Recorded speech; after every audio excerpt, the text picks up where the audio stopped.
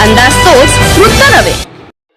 सुरगावच्या धुलीवंदन सोहळ्यात राष्ट्रसंतांच्या विचारांचा जागर, गावात निघाली सर्वधर्म समभाव फेरी। वर्धाच्या सिरू तालुक्यातील सुरगाव येथे राष्ट्रसंतांच्या विचारांचा जागर करीत आगळा वेगळा असा धुलीवंदन सोहळा पार पडला।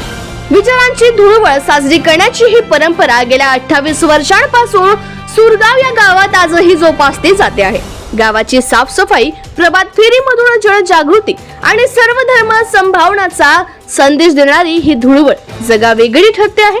ऐन होळीच्या दिवशी सर्वत्र रंगाची उधळण होत असताना सुरगाव गावात रंगाविना होळी साजरी केली जाते। त्यामुळेच येथे राष्ट्रसंत तुकडोजी महाराज यांच्या विचारांचा जागर पाहायला मिळतोय। यावर्षी देखील हा जागर येथे साजरा झाला। गाव स्वच्छ झाले, रस्ते देखील नीटनेटके केले गेले। प्रभात फेरीमधून विद्यार्थी व नागरिकांनी प्रबोधन केले। याशिवाय सप्तखंजिरी वादक प्रवीण देशमुख यांच्या पुढाकाराने 3 दिवस विचार मंथन केले गेले। पंचक्रोशीतील नागरिकांसह गुरुदेव प्रेमी सुरगावात दाखल झाले। सत्संग पर्व पार पडले।